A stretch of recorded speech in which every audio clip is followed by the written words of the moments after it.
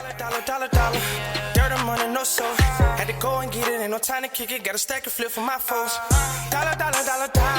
Please tell me you can hear me. Don't turn your back and don't neglect me. Just let me know if you need me. Dollar. Let me watch out for my partners. Keep my money long, get my team strong. Let me run away from my problems. Yep, what's good, original crew, man? We're back. Hey, man, we're back. We got a body cam. Body cam. We got Dr. Insanity in the building today. We got another body cam for us, man. Today's body cam. Family discovers missing dad's head inside a garbage bag.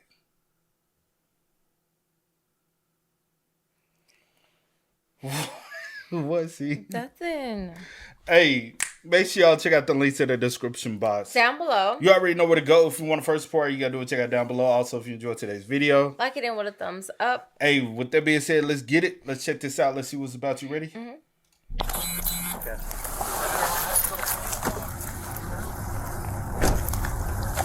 This has a chart right here that's saying the truck, there must have was a truck that must have backed up right here, that's here, right? Okay. Is that okay? Back up, please. Back up. Back. Oh my God. Okay, back up, please. Back up. Y'all should have some gloves on. Officers report to a seemingly routine traffic incident in Moses Lake, Washington. What no officer on scene realizes is that this encounter would be the start of a terrifying investigation, leading to the most dark and twisted body cam footage. Did I see Alaska plates? No officer on scene realizes is that this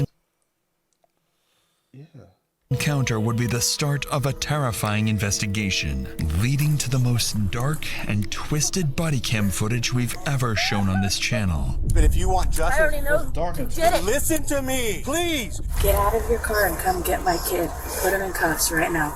Don't say anything right now. We don't know. Dad, did you do it? Look at me. Dad, did you do it? What in the world?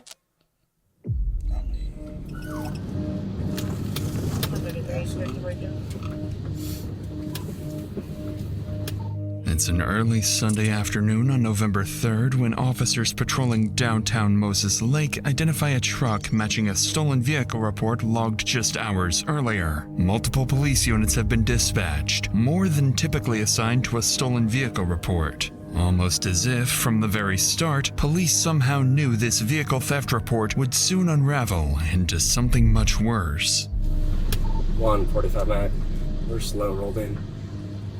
Parking at Porterhouse. Inside the vehicle is 27-year-old professional athlete Isaiah Thomas, the former A-star wide receiver for Eastern Oregon University, who is currently armed with a weapon. Whoa. Dude, bro. Hey, go and get out of the car. Get out of the truck, please. Here's what happened. The truck was reported as stolen. Whose truck is this? You talk to me, man. It's my truck. It's your truck? Yeah. Okay. Do you have your ID, registration? Just go ahead and turn it off, please. I apologize if it's your truck, but it wasn't registered in your name, man. Yeah, I know. Okay. There's ammunition in the front seat. Okay. Okay. Y'all need to chill out, bro. Everything's gonna be okay. All right, man. Just come on and step out of the car. Okay? The ammunition on the passenger seat suggests that Isaiah might be carrying a weapon. The officer quickly realizes that this encounter could escalate at any moment, so they swiftly order him out of the vehicle, only to uncover something interesting about his identity. What up, Greg? What's up, man? Alvarado? Yeah, how you doing, Isaiah? Another day. Another day? Okay, don't come here. Don't reach for anything. Bro, I'm They're putting gonna detain you right now? No, bro. Okay, Okay. make sure you don't have any weapons on you, okay? I do got a weapon on me. What do you have? I think I got a knife right here You in have a my knife? pocket. Pocket knife? This one? That's it? Okay. Can I take a seat home? I'm a lawyer so bad, though. So bad. Okay. Like, it's ridiculous how bad I need one, no? I hear you. You knew you. Yeah, so I went to high school with him. He was a star athlete, right? Then he started talking. It was weird. Yeah, but It turns out Officer Alvarado and Isaiah went to high school together, and Alvarado recalls Isaiah as a standout football player who went on to compete at the college level. But now in front of him was a disoriented young man, barely able to focus and answer their questions in a stolen vehicle, a stark contrast to the athlete Alvarado once knew. In reality, there is a very good reason for Isaiah's odd behavior, one that Officer Alvarado will soon understand, as within minutes, Isaiah and his family will be at the center of a murder investigation, with only one question left unsolved. For now, officers decide to contact Isaiah's family to inform them of his recent actions and detainment. They quickly get his family contact details and call his mother, 47-year-old Cassie Thomas. However, the information Cassie provides shifts the course of the investigation in an unexpected way. Hello? Hello, this is Officer Alvarado with the Mosaic Police Department. I'm trying to reach Cassie. This is she. Hey, do you have a son, Isaiah? Yes, I do. We had a call earlier about him being in someone else's vehicle. He's in a truck now, a gray Chevy Silverado. Okay. We're trying to figure out if this is his truck or not, because he's saying it is, but the person that called about him said that he stole the truck from another neighbor. No, that's his and his grandfather's. Okay, who's his grandpa, if you don't mind me asking? Richard? Richard? Yeah, he probably let him borrow it. He's staying with his grandfather right now. What's the address? 430 Dale. Yep, that's where the truck was taken. Okay, that's Okay. weird. Yeah, no, that clarifies something, because we thought potentially this truck might have been stolen, so we were trying to No. figure it no. out. No, I'm sorry about that. No worries. At this point, Officer Alvarado begins to realize the mistake they've made. Now it makes sense why Isaiah immediately asked for a lawyer. He was being accused of something he clearly didn't do. As Officer Alvarado continues speaking with Isaiah's mom, he decides to ask about something that's been worrying him since the very moment Isaiah stepped out of the truck. I went to high school with Isaiah. He never really like this. Is everything okay? It should be. He should be fine. Okay. He just seemed a He's- little bit off to me when he was talking. Well, probably because he's being accused of something he didn't do. So, It's his grandpa's truck. Yeah, Yeah. he lives at 430 Dale. But thank you for answering my phone calls and my questions. It actually helps out a lot. okay. All right. Okay, thank you. Thank you. Bye. Bye. Officer Alvarado doesn't know it yet, but his suspicion that something is very wrong with I wonder how close were they? Who? Officer Alvarado and Isaiah. I wonder, were they close or did they just go to school? Because it's one thing to go to school with someone. I wonder, did they play on a football team together?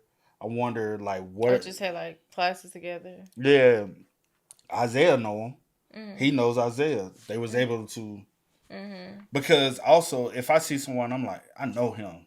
I really actually know him from back in the day. This ain't the same him. You know what I'm saying? I could tell something's, you know. Yeah. And sometimes family, because they're around you so much, they might not pick up on the signs as well, or they see the signs and kind of put it to the back.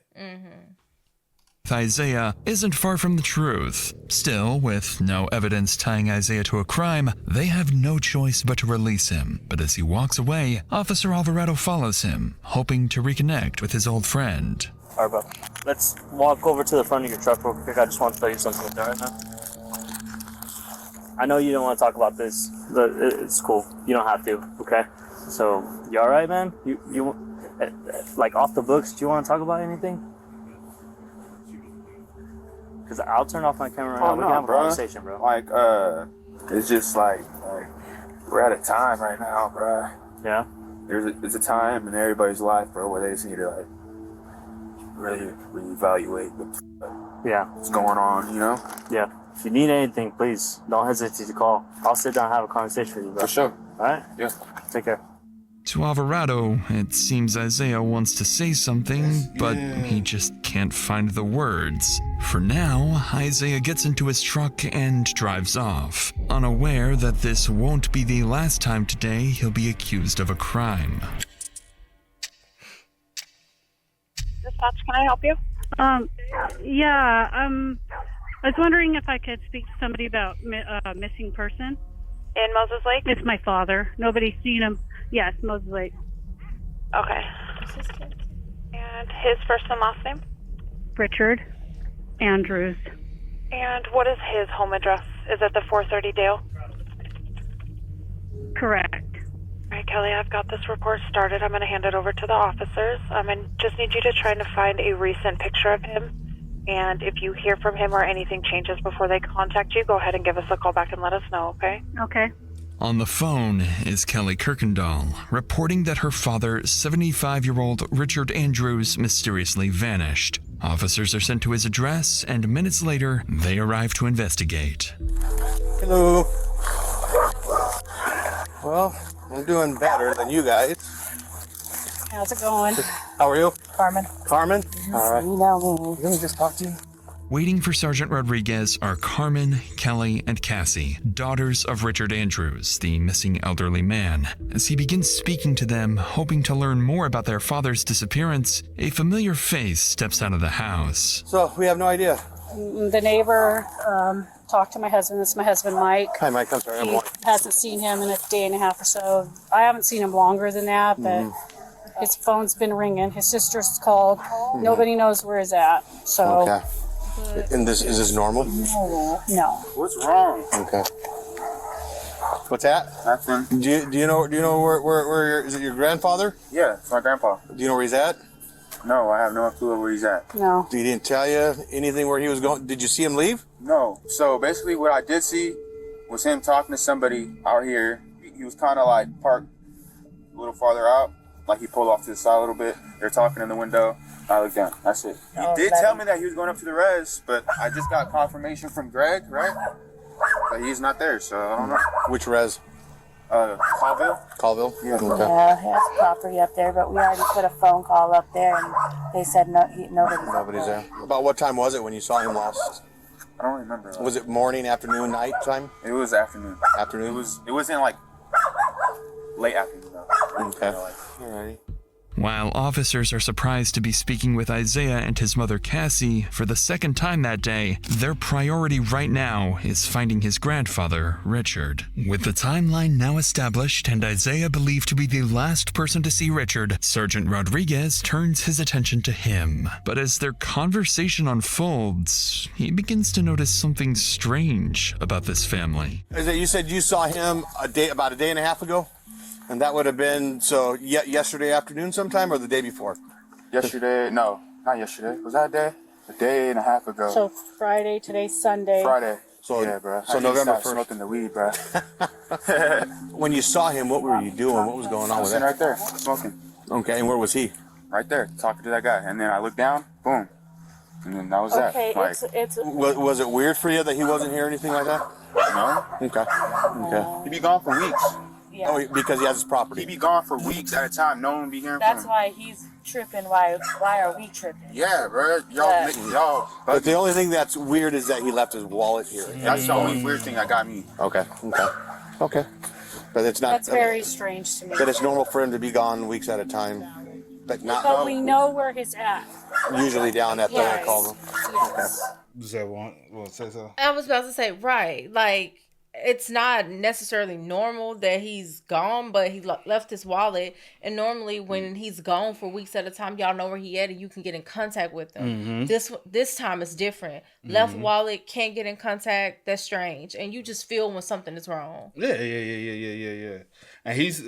And also, if everybody else is panicking, right? You the only person that's not panicking, it looks weird on you.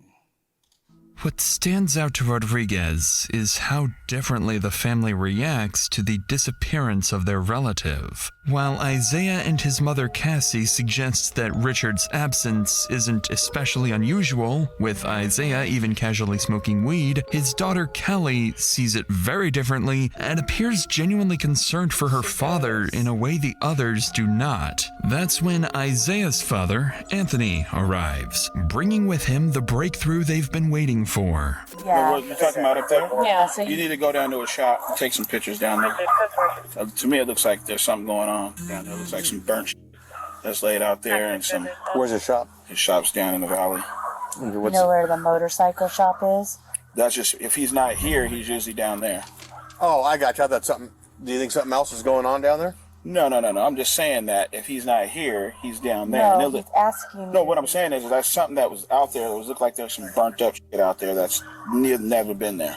I don't know the actual address. What's Carmen's address? A day and a half ago. He's already out. Bro, why y'all keep all in? No, because bro, y'all being pissing weird. me off. Bro. You're pissing me off too. Everybody pressing me like I. No, it's okay. You're the closest thing to him. Okay, the last and I person told we you. seen. That's why. So All right, I'm not gonna get. No need to get frustrated about it. I just have to keep repeating myself. Would you be able to take one of my officers down there to where his shop is at? Yeah. Just so that way we know exactly what we're talking about. So that way if he's there, that's great. Right. Do you remember what he was wearing, Isaiah? I do not recall. Because that's part of the report that I'm taking, so I can enter it into the I'm system. not bugging, bro. Okay, I know. I'm just letting you know. Gray slippers. I think. Okay. Well, we can leave that. No, those are in the house. So you need jewelry? Jewelry. No. You don't wear jewelry. No, let me. I'm sorry. Let me talk to him. Thank You don't wear you. jewelry. Okay. Oh, there's something about his mom, bro. Yeah. So. Unless she's just such she- a caller and has enabled, like, She gives me. I don't know. She gives me. She's like, you know how like a parent handicaps a child. That's what I just said. I wasn't even thinking handicap. I was thinking of something else. But she's been like she's overprotecting him for something, and it's like because even when the police earlier when she was on the phone, I ain't like that. I don't like her. Like all the other siblings showing way more concern than her and Isaiah. Yeah. Not saying that she know what Isaiah has done. It's just but she's still. like, you're not gonna blame my son, and I'm gonna protect my. It's overprotective though. He's as a 27-year-old grown ass man. He lives with the man. He's gonna be think the. you have more Ain't no way concern. you outside smoking. I look down. How long were you looking down? He had to fall asleep. I look down, I look up, he gone. No, that don't work. He would have been like, Isaiah, I'll be right back. But the fact that his wallet. What I can follow him? Yeah. So, because we don't know the exact address, if you want to follow Anthony down to his shop down in Cascade Valley. Okay. His cell phone's here, wallet's here, everything's here, dog's here. Just whatever he had on his person in his pocket is all. Okay. So, all right. Thank you. Anthony and several other family members head to the shop with a deputy, while Sergeant Rodriguez stays behind to gather the remaining details. As he does so, he takes note of the family's statements so far, and what stands out is Anthony's frustration with Isaiah. It seems like the two of them know something the others don't, as the way Anthony questions his son sounds like he's accusing him of being involved with Richard's disappearance. Meanwhile, Isaiah is being defensive, claiming everyone is overreacting. His mother, on the other hand, remains calm, smiling, and at times even answering questions that weren't directed at her. Rodriguez notes the contrast in this family's behavior and steps away to drive to Richard's shop. But before he can go, Isaiah's mother would make a horrifying statement, one that would come back to haunt her. So I'll get this logged in, and then if you guys have anything, give me a call. Get out of your car and come get my kid. Put him in cuffs right now. Don't say anything right now. We don't. I'm telling you, some parents be knowing, bro. Unless she just was. She try to keep, because she, at the end of the day, she know her kid. Like, you know. And you know your dad. You know that this is not how he moves and this is not normal behavior. You feel like, come on, And why? bro. Because even when the officer earlier, there's nothing wrong with him. But you know, I don't know. Maybe, I don't know. In denial. Maybe. Sometimes it'd be like that. Sometimes it'd be like that. Like, no, maybe I'm just overreacting. Maybe I'm just thinking, like, I don't know. You know. Come get my kid. Put him in cuffs right now. Don't say anything right now. We don't know. Okay. So yeah, let me know. Okay. Thank you.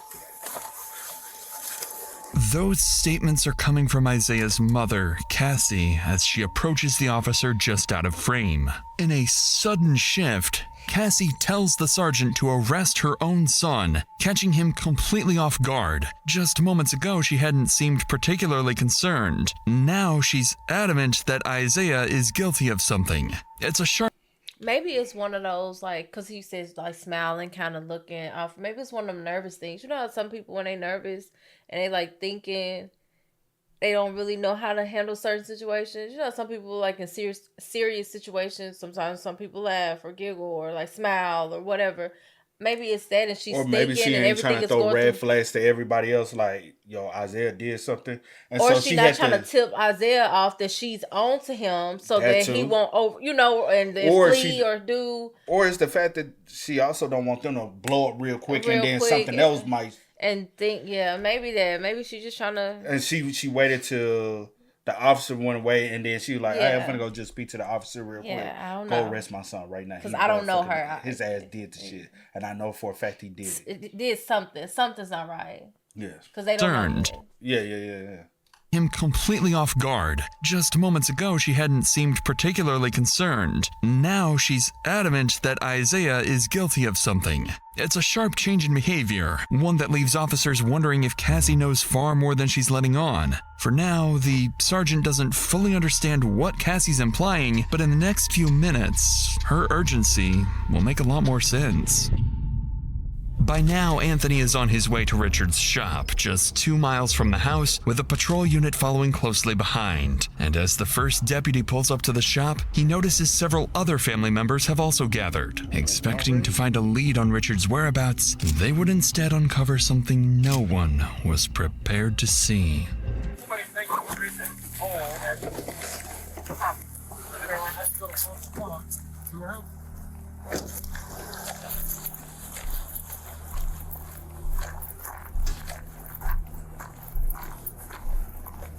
Lose on some chart right here. They're saying there must have was a truck that must have backed up right here. They're saying, right? Okay. Is that okay? Back up, please. Back up, please. Back up, please.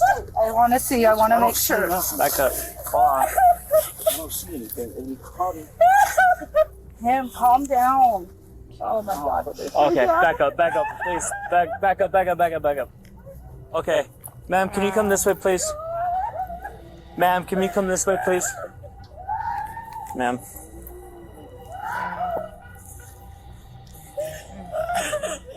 $141, Mag. I need 106 to my location.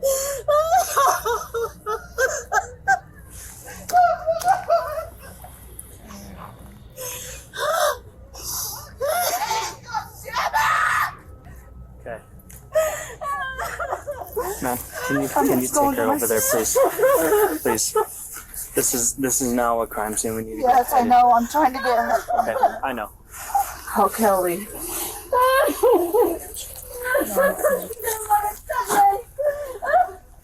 Sarge, he's buried in the ground. There's someone buried underneath the ground.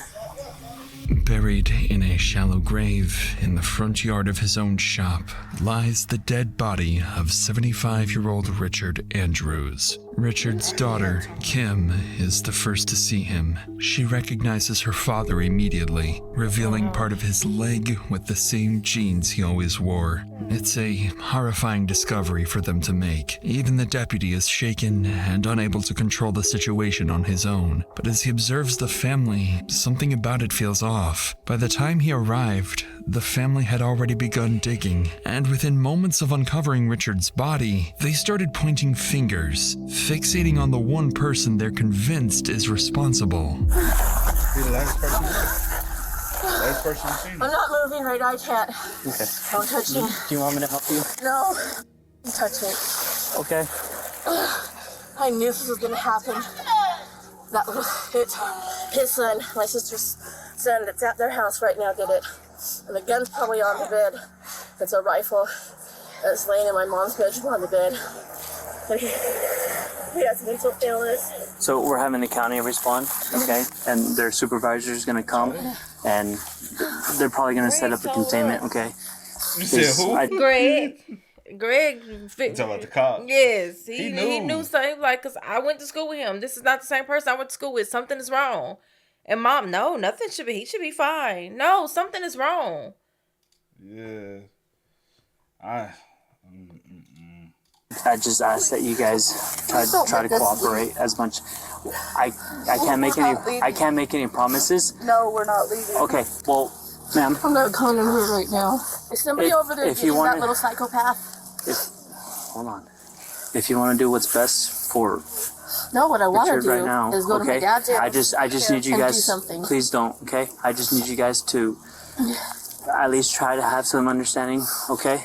And I want you guys to listen. To the officer's surprise, Kim doesn't hesitate to blame her nephew, Isaiah, despite there being no direct evidence linking him to what happened here. Shaken and unsure how to handle the situation, the deputy allows the family to remain at the crime scene even after the body is discovered. Then, 2 minutes later, Sergeant Rodriguez finally arrives, stepping straight into the chaos. He tries to regain control of the situation, but it doesn't take long before he loses his patience.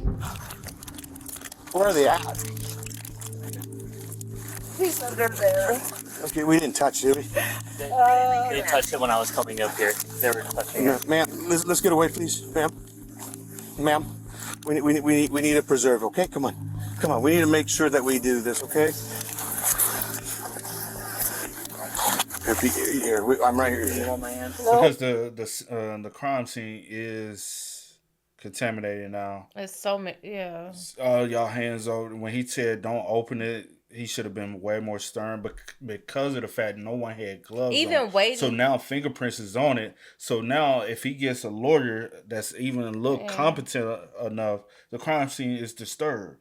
And now y'all fingerprints on it. We don't know who. It could have been any of us who touched that bag. Just to make sure of everything, we knew that things looked out of the norm with the burns on marks on the ground and stuff. We should have waited for, authorities and for them to call who they needed to call to, disclose all of that.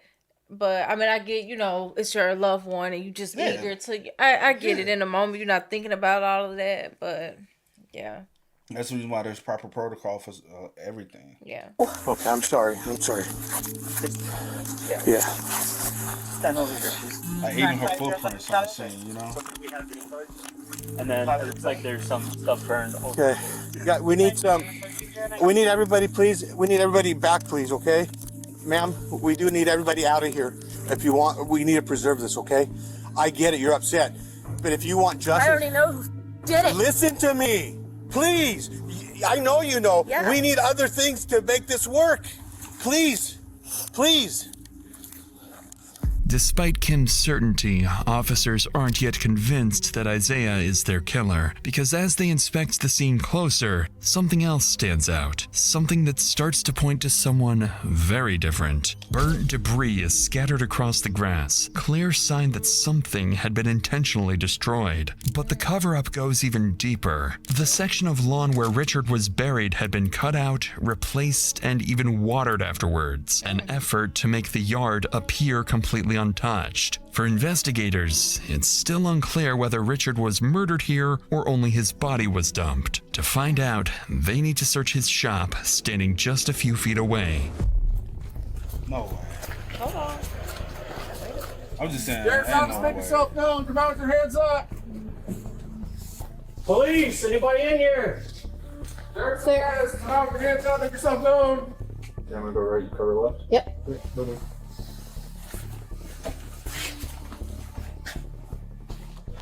You want to bump up to that door? Good. Got it? Clear.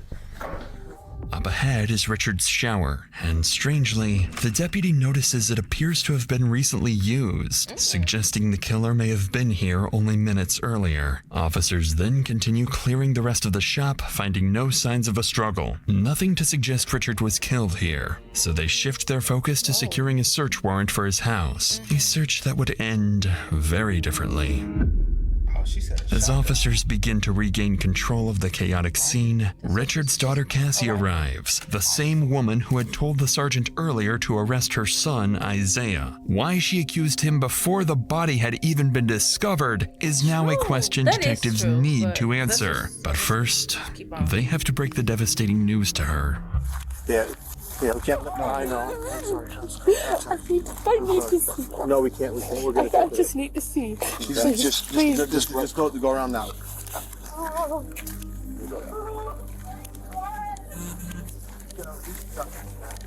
That's gonna be his, but the family members are the ones driving it. So. No. Please, let me see. No, you can't go. Now you can't. Listen, you I can't. just gotta see. Anthony, we can't cross. Okay? Look over the I know top. I'm not gonna go across the line. She just wants to look over the line. She won't go past the line. I'll make sure. Look by the door. Please. By the door. By the door. Okay.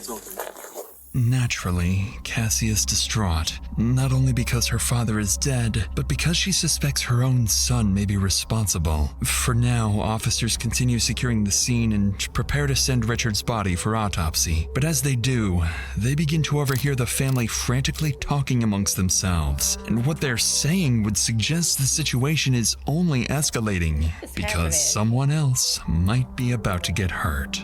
Right. We have one that's confirmed in a shallow grave. Do not start talking, please. Don't say anything. Just be quiet, please. You know what's going on. It's over there already. I get it, but I've heard everybody, but we need things to figure out. 106 Mac, we need units down at 430 Dale. Ma'am, please. I can't get out because I'm behind you. We're gonna have to leave the truck here for now. Please. Where am I supposed to go then? I just want you to walk that way, please. 145 background clear. Hey, David. And there's 106 name. 106 Mac. I have the father heading down to 430 Dale, and possible suspect is there, and it might not be good. According to Carmen, Anthony is furious and already on his way back to the house, convinced his own son Isaiah is responsible. He's just seen the body of his father-in-law buried in the ground, so what he does next is completely unpredictable. Multiple units are quickly sent to the house, racing to get there before Anthony confronts Isaiah. Minutes later, officers make it to the house just seconds ahead of Anthony, who is right behind them, along with the rest of the family, all demanding answers.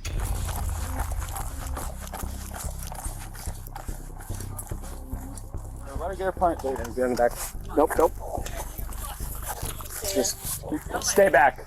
Stay back. Stay back. Back up. Stay back. Go back now. No, come on. Did you, Isaiah? Nope. Need you guys to stay back, okay? Please. Just to the left. Secure him in your car. Thomas. No. Frisk him for weapons, please. Dad, did you do it? Please stay back, sir. Sam, did you do it? Look at me. Did you do it? Please. I need you to stay back, sir. Did you do it, Isaiah? Look at me. Why would I look at you? Yeah, you're my firstborn. Did you do it? There. One more time. No, bro. Oh, I'm sorry. That's not the same. For my lawyer. All right, just go ahead and get in here. Have him take a seat. But he had a Close it here. And was Here's he the deal. leaving That's family. out there? Okay. One of their family members, son. When they had pulled him over, was he leaving from out there? Good question. And he could have washed off and put the clothes on, and that could have been reason why they had, Deceased, right? Yeah. So they came down here to confront him because they think he did it. Yeah. The only reason he's in cuffs right now is we don't. I thought he was like the suspect. No, we don't have BC or reasonable. Right now he's in there because they think he did it. We need to keep them separated. Okay? Okay. Got it? Cool. For the second time today, Isaiah is accused of a crime. Only now it's something far more serious, and the accusations are coming from his own family. They stand by, watching as he's taken into custody, convinced the case is now solved. But what officers are about to uncover would complicate everything, revealing that no one in this family can truly be trusted. Police continue speaking with the rest of the family, but by now Richard's daughters are too shaken to talk. So investigators turn to his son-in-law, Greg, one of the first to discover the body, and they're about to learn that he has vital information that would begin to piece together this meticulous murder. So let's start from the beginning. How do you know the guy who works on the shop out here? Richard's my father-in-law that I married one of his daughters last year. Okay, so he is your current father-in-law. He is my father-in-law, and we live across the street. Okay, so you're pretty close with him. I was very close to him. Okay, what do you think happened? I think that there may have been some type of transaction at Richard's house with Isaiah. I don't know exactly the full details of what's going on with him, but I know he's been having issues, paranoia issues, and things of that nature. What do you mean by transaction? Is it like an altercation? Yeah, what I think is Richard's, he's old school. He's not into the whack of tobacco or the marijuana. And I think maybe he confronted him. Somebody said something about the tarp that you saw. Yeah, I had a tarp. We had a tarp at the house. And I'm not saying that's the actual tarp, but I know that it was a brown and gray tarp. That you had at your house? That we had at our house, and it was sitting right there in the, really by my truck, but where the barbecue is and stuff, and I haven't seen it, so I don't know if it blew away, I don't know, but it was missing. And sure enough, when the family began digging, they discovered Richard's body had been fully wrapped in a brown and gray tarp. With that tarp belonging to Greg, it now raises two possibilities. Either he just incriminated himself, or whoever did this used it specifically to frame him. And Greg has his own theory about who may have set him up. Isaiah's been acting pretty strange lately. You've met Isaiah? Yes. Has he ever been to your house? Yes. Okay. And the last time he was there, he was super paranoid about everything. Does he drive Richard's truck very often? Everybody drives Richard's trucks often, to be honest with you. Okay. People drive them all the time, but I do know that Isaiah was pulled over today, I want to believe. Yeah. In Moses. You had mentioned seeing tire tracks, is that correct? Correct. Going into the grass. Going into the grass. Yes, sir. Tell me about these tire tracks. I seen it appeared either somebody was backing in or somebody had turned to the right, I believe. Okay. And I seen the tire mark going into the grass, and I seen, that's when I seen it, and then I noticed the hose and everything, like I told you. Is it common here on the property for vehicles to go into the grass? Negative. He never goes on that grass. According to Greg, Richard's truck was shared and often driven by multiple members of the family, which immediately complicates things, as the tire tracks officers identified at the crime scene no longer point to a single suspect. But just as leads begin to run dry, officers would learn that the search warrant for Richard's home has finally been approved. So detectives quickly wrap up their interview with Greg and head straight back to the house. The moment they step inside the home, the detectives notice a strong scent of bleach in the air. All surfaces have been wiped down, and inside there are clear signs of a cleanup job. Detectives know they're dealing with a methodical killer, possibly more than one, but even then, they would overlook something critical. When detectives inspect the house more closely, they notice spots of blood on the back door handle that had been missed. Their first real piece of evidence tying Richard's house to his murder. And then they stumble upon something even more significant. A knife hidden in the living room, still in its sheath, marked with visible red stains. Whoever tried to erase what happened here didn't manage to get rid of everything. With the scene processed, all evidence sent for forensic analysis, and the family dispersed, the focus now shifts to the man back at the station. Since his arrest, Isaiah has refused to cooperate, but now as officers return to confiscate his clothing, they're about to discover the most crucial piece of evidence may have been right in front of them all day. His shoes. I've been looking at his shoes. Are those blood spots on the shoes? And they're dirty, like you've been digging dirt and mud or something. But those are like spots. Yeah, possibly. But also, 9 times it's a good chance of possibility. DNA on his nails or something, or dirt. What you was say? People typically fight back. Mm-hmm. So you might got scratch marks, or if he did stab him, he could have cut marks even on his hand. I meant like blood, but if the person cleaned up, then I don't know. You probably didn't clean up good enough, but. Most crucial piece of evidence may have been right in front of them all day. Okay, Mr. Thomas, can you take off your shoes?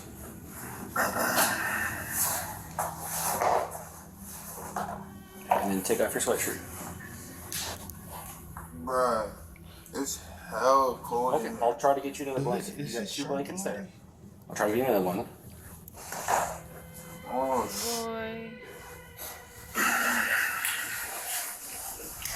When officers hold up Isaiah's shoes, they notice they're covered in dirt and possibly dried blood. It's the first and only detail that could place him anywhere near the crime scene, but it's far from definitive. With the day coming to an end, investigators finish processing their findings and prepare for tomorrow, hoping they'll finally be able to answer what really happened to Richard. As for Isaiah, by continuing to refuse to speak, he has effectively handed his fate over to his family, who have already begun forming theories and accusations, with even the closest relatives ready to completely turn on each other.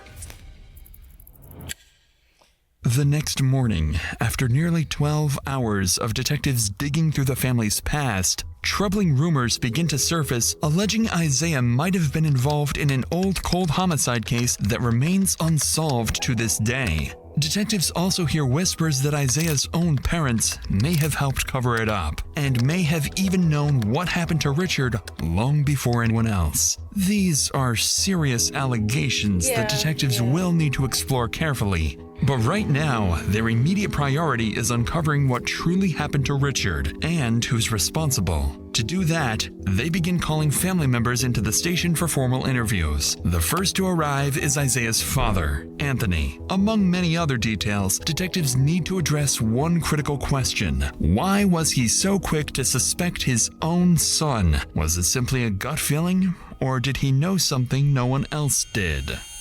Oh, I think it was a week ago, right? The week before this incident happened.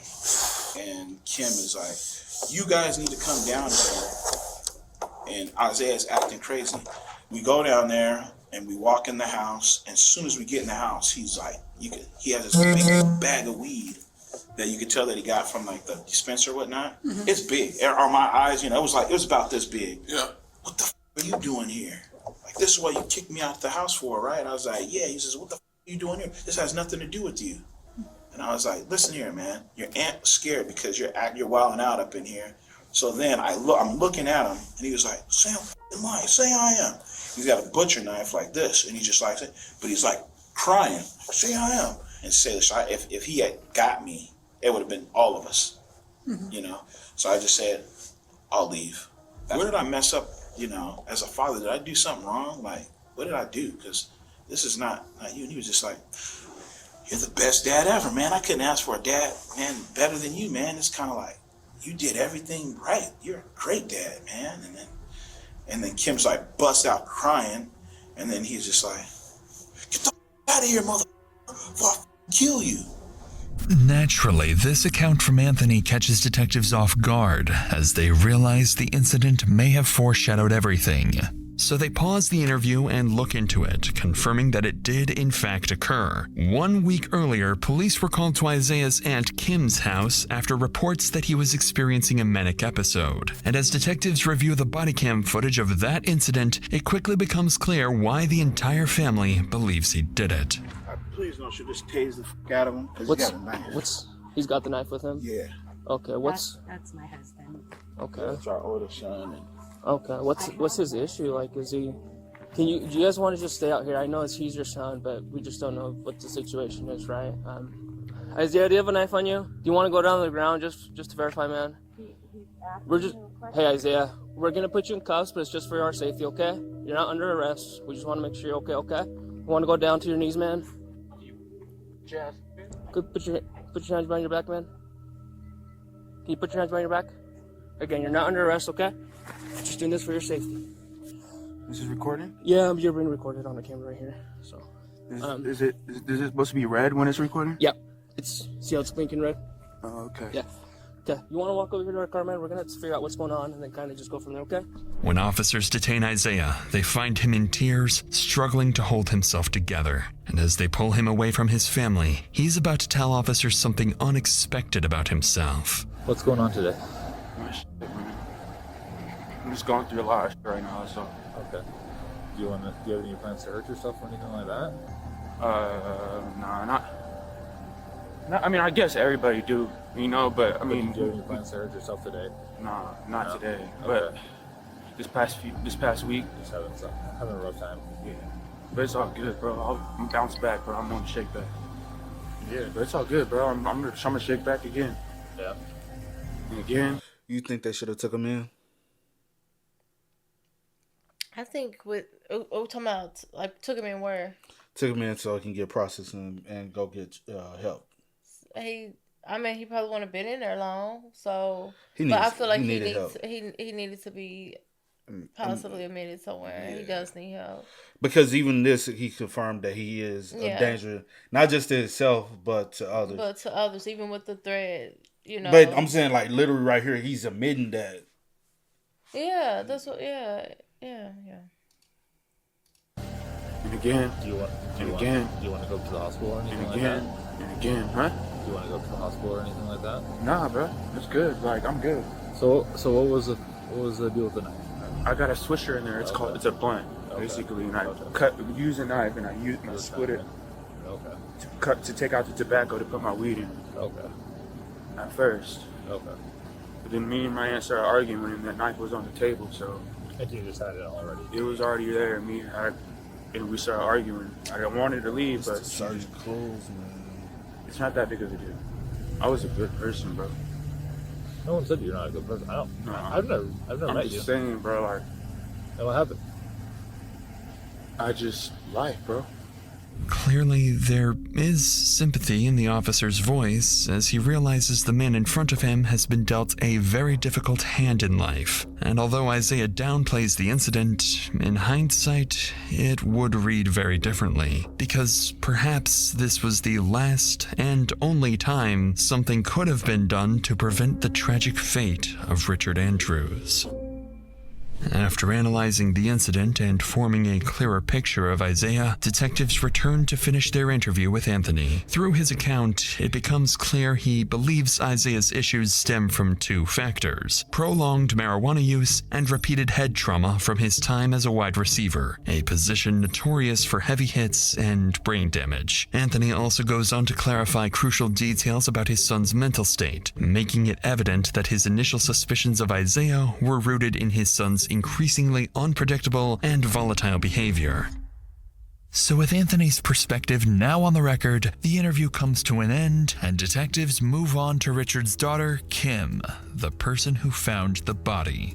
Kim goes on to explain why she immediately suspected her nephew Isaiah, pointing to his history of violent psychotic episodes, including pulling guns and knives on family members, as well as his white vans covered in dirt, something she says is highly unusual for him. Notably, she ends the interview by saying she fears that if Isaiah is ever released, he will do it again.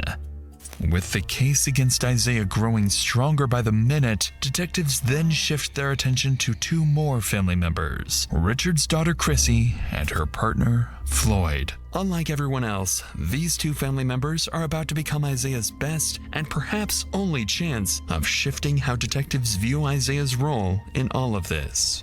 It's hard to kind of start this off, but as far as would have been your father, right? Yes. So I find out that they find my dad buried in the back of his shop. I already knew. I told them, why are you letting that motherfucker stay at my dad's house? You know he's gonna kill him. So I know you have questions for me, and then obviously I have questions for you, and I think they're both geared around the same. When I got there, bro, it was weird. Weird. And I'm like, man, something's not right. So I left, and that's when I told her and explained it to her. I even knew something was wrong before he had this episode. I said, something's not right with this kid. Something, hey, you guys might want to be careful. Sure as soon as we leave, all hell's break loose. Explain to me now the background, how you knew something weird was going on with Isaiah. Because prior to this, he was staying with us. And I'm not exactly sure exactly what happened, but he starts a conversation with my son. He pulls out a pistol from his drawers. Isaiah, okay. Sets it down. I got back hold of my sister Cassie, and I said, you know that boy is sick. He's beyond therapy. He needs fucking help. Like, he needs to be medicated. The thing, like I said, the only thing that just bothers me the most, that kid does not clean at all. He won't even make an attempt. He'll drop something on the floor and just walk away from it and leave it there.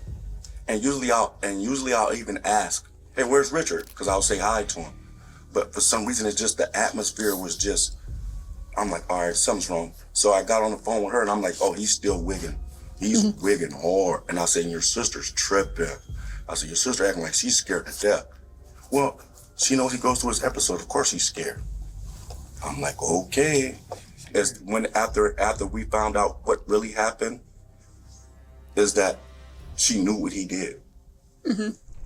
At this point, detectives begin to realize Chrissy and Floyd aren't just angry at Isaiah, they also hold his mother accountable. And the couple's 100%. suspicions align with detectives who still can't explain why Cassie asks them to arrest Isaiah before the body was even discovered. So with all of this in mind, detectives would ask them both point blank who they believe is truly responsible for Richard's death.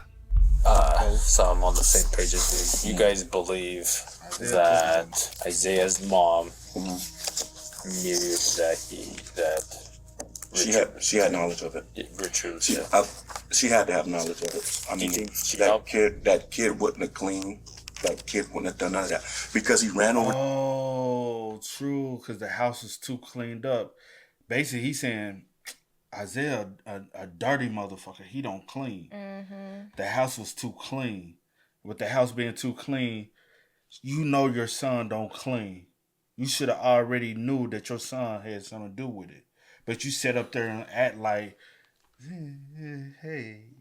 Even when the officer called earlier that day, you could have told the officer something's Are you trying not to like put too much on it, suspicion on it, or say too much, or make it like because it'll implement you as well? Oh no, he has permission to drive the truck. He always has permission to drive. It's his granddaddy truck. Y'all can let him go. No, what you could have said in the moment. If my dad is missing, my son has something to do. We can't. If the truck is reported missing, my dad is. Or it's reported stolen, my dad is possibly missing. You know? Like, there was too many opportunities for her. Yeah. And she just was moving and acting weird. Now, did she help? No. She's not, from what we know. Did she help commit the crime? From what we know? No. So far. But there's too many things, you know? To the neighbor's house and tried to take their car. Did you guys get that information? Yes. All right, so he's sporadic. He's not cleaning. He's trying to get off. He's trying to run off. He's trying to do whatever he can do to get out of the situation. He's not thinking about cleaning. He's not thinking about picking this guy up and putting him in the back of a truck and burying him. And then go down to the valley to go get a tarp and go back up there in her dad's truck and they see it and go back up to the house and wrap him in the tarp and then come back and down to the valley, which is across the street from her sister's house, and bury him in his auntie's house. When you said that you believe that she knew, do you believe that she helped cover the body and cleaned up? I can't go that far. Okay. I can't go that far because she doesn't have that mentality. At the end of this conversation, if she's not arrested by then, I don't know what to tell you guys. But she didn't sort it up like per se, like, oh, Isaiah is gonna do this, and she manipulated the situation to her advantage. She knew what her son was capable of. She knew how to get him to that point of manic and psychosis.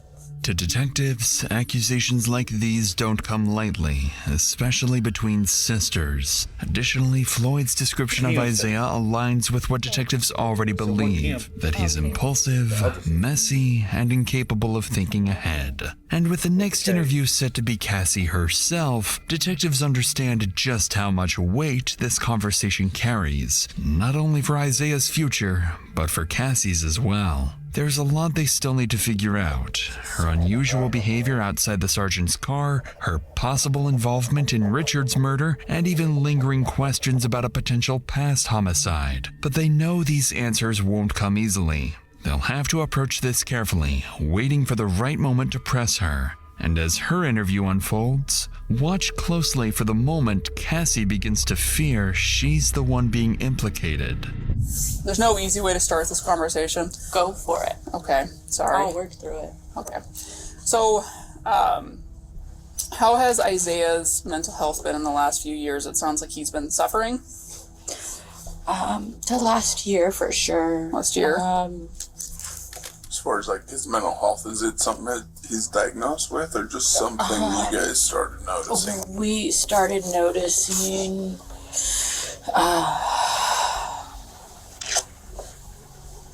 I'm trying to remember everything. October, it was before October of 2023. So back for around, yeah. I believe that's when he started smoking, and he didn't want to work. He didn't want to do that type of stuff, and we kind of were like, well, he's going through it. You know, he's done playing football, and that's something he's done since he's 5 years old. You know, big life change. Oh yeah, no school, no schedule, no workout. Clearly, Cassie appears emotional, possibly even carrying a sense of guilt as she speaks about her son. Beyond that, nothing about her behavior stands out to detectives as suspicious. But as the interview continues, she begins recounting the same incident at Chrissy's house, where some noticeable differences between her story and the rest of the family starts to emerge. I knocked on the back door. She doesn't keep her back. She uses it for her front door, but it's just... And I walked in, and my son's sitting at her little kitchenette table there. There's marijuana all over a big bag, some paraphernalia. But he's sitting there with a knife. And I walk in, I was like, son, hey son, what's going on? What are you doing here? I said, well, what's going on with you? Is everything okay? And he didn't see my husband. His dad came in behind me, and he's seen his dad, and instantly he's pissed. What the are you doing here?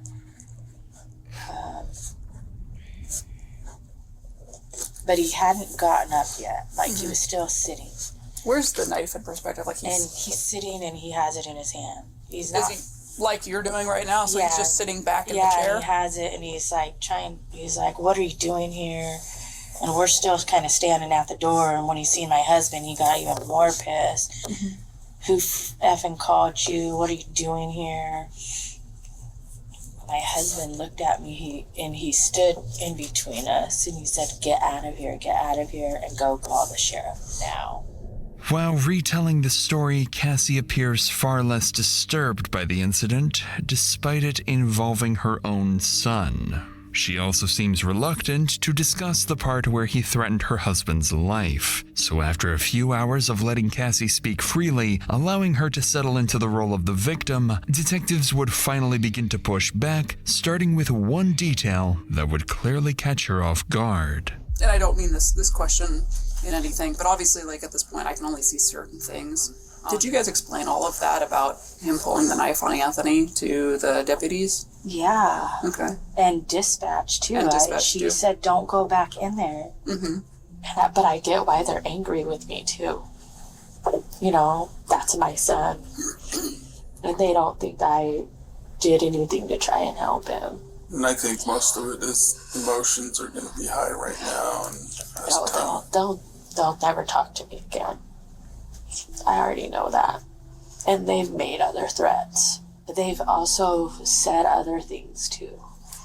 And I don't know if you want to talk about those right now, but I think Detective Hunt is following up on that part, but the weird, vague comments about this is potentially not the first time Isaiah has done something. Yeah. And I didn't hear any of it. I was in the house, but they were really going on. Like, he's done this before, and like killed someone. That was the implication. But she also said that my husband and I helped cover it up, and that they know the name. Tragedies like this happen, and people don't find their loved ones. At least we found my dad. Oh, I don't like that. I don't like that. I don't like that comment. That was weird.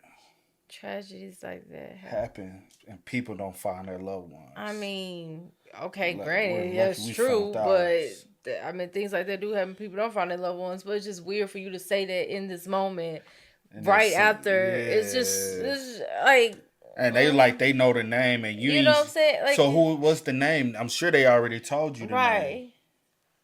Because obviously, if there's a missing person, they're saying that your son has something to do with it. Clearly, Cassie is distraught, not only at the prospect of being ostracized by her family, but also at the possibility of being suspected by detectives as Isaiah's accomplice. But there's still one more question detectives need answered, after which they'll have made up their minds about Cassie. When you went to Sergeant Rodriguez and you made the comment that it's him, you need to get him in cuffs, you need to get my son in cuffs. Why for you in that moment did you knew it was Isaiah? Where was your mindset at? I know I'm asking you to explain like a gut instinct. It's just I was just the things he kept saying, like, you guys, why are you pressing me? He's like, he's gone all the time, weeks at a time. I said, how long has it been since you've seen him? And he's like, a day and a half. So you've got kind of every other family member that's here that's worried and everything like that, and his response didn't seem to match your guys's. Right. You just know.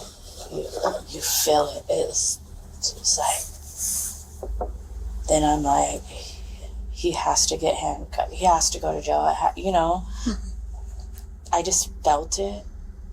And I'm his mom, and I'm not in denial. And I do think personally you did the right thing. I think y'all detectives gotta stop. Like using that word. Y'all detectives gotta stop leading them. Man, she talking about I'm not in denial, but literally, what's it? Officer Alvarado was the first person to ask you, "Hey, is something wrong? Is something going on?" No, like, he's fine. There's why nothing. you got sad? Because he seems a little off. I went to high school with him. I'm a mom. I know. And your family has been saying, like, all these episodes, everything has been happening, and like the week prior, they just had an issue. Literally, the week prior at your sister's house, they had to call you because he's having an episode. So this should be fresh on your mind. You talking about something? I'm not in denial. You've been in denial. I think you handled everything as best as anyone could, as best a parent could. And I don't think that me saying that's going to bring you any comfort, but I do believe it. Despite her unusual behavior, the detective appears to take Cassie at her word, believing she may be genuinely innocent. Her family, however, remains unconvinced. After wrapping up this and several other family interviews, investigators find themselves between a rock and a hard place. So far, there's no concrete evidence that Chrissy or anyone else was involved. In fact, at this stage, there's barely enough to definitively prove Isaiah's involvement. So Isaiah remains in jail, hoping that with the right lawyer and no further discoveries at the house, he might still be able to walk away scot-free. 1 week passes before the case finally sees an update, but it's not the one investigators were hoping for. The autopsy results have just come in. According to the coroner, Richard died at his home from a severe knife wound to the neck that resulted in significant blood loss. He also showed signs of blunt force trauma to the head, along with bruising around both eyes. His body was then dragged out and later buried in a shallow, tarp-wrapped grave at his own shop. But even with these horrific findings, it says little about who was responsible for Richard's death other than suggesting it was someone deeply disturbed. And with every passing day, both detectives and the family begin to fear that the person or people responsible may never face justice. More than 2 months pass, and the case begins to stall. But then, investigators catch a break. They receive a major update from the jail where Isaiah is being held. So detectives rush over and meet with one of Isaiah's fellow inmates who has some very interesting information to share. We're both detectives with Most Lake PD. First off, we're not here for your case. You're not in trouble or anything like that. This is about a different case that we wanted to talk to you about. With Isaiah Thomas, how does he act in there? Crazy. He's kind of like out of his mind. Yeah. What kind of stuff does he do? He bangs on the door, and then he starts screaming blood, blood, blood all night, and he doesn't let us sleep at all. Okay. So all night he's keeping people up. Yeah, he is. Does he piss people off there? Yeah, he does. Okay. What have you heard as far as like his case? Well, that he killed his grandpa. Yeah. That he let his throat open. Okay. And that before he killed him, that he asked him if he believed in God. Oh, really? Yeah. What did the grandpa say? That he did. Okay. And then he just did it. Did he say why he killed the grandpa? Yeah, he was his grandpa was him. Oh, really? Yeah, since he was a little kid. Okay. Yeah. When he killed him, was grandpa trying to do something to him? Nah. Is this just he had anger towards him or something? Yeah. Okay. Sure enough, what the inmate describes aligns with key details from the autopsy, particularly the fatal wound. But even then, investigators can't be certain. The inmate could be telling the truth, or saying whatever he thinks will benefit him in hopes of a reduced sentence. Exactly. But that uncertainty would soon come to an end with an update from Isaiah himself. 2 weeks after speaking with the inmate in early February, Isaiah pleads guilty to second-degree murder and unlawful disposal of human remains. On March 10th, he is sentenced to a maximum of 20 years in prison, along with mandatory mental health treatment and no-contact orders involving several family members who cooperated with the investigation. As of now, no other family members have been charged, with law enforcement ultimately concluding this was a solo actor homicide, dismissing any allegations of parental involvement. And as for the alleged prior homicide, police have so far found no evidence linking Isaiah to any unsolved cases. Wow. Crazy case, man. Crazy. First and foremost, rest in peace to Richard. And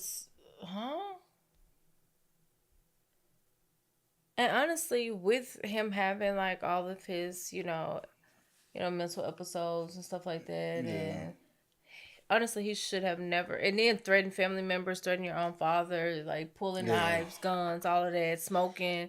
He should have never been left alone with his grandfather anyway. He's elderly. He's already like showing signs of things and threats and stuff like that. He's not gonna be strong enough to defend himself. He should have never been able to stand with his father. Honestly, he should have already got seat. Or someone, if he didn't want to, someone should have talked him into or got him mental help. Yeah. But yeah, rest in peace to Richard. For sure, man. But y'all spam us up. Y'all let us know y'all thoughts in the comments down below for us, man. But until next time, y'all know how it go, man. I do go by the name DJ New Kid. This is Sierra Nicole. We are. We out. Time to kick it, got a stack of flip for my folks. Dollar. Please tell me you can hear me. Don't turn your back and don't neglect me. Just let me know if you need me. Dollar. Had me run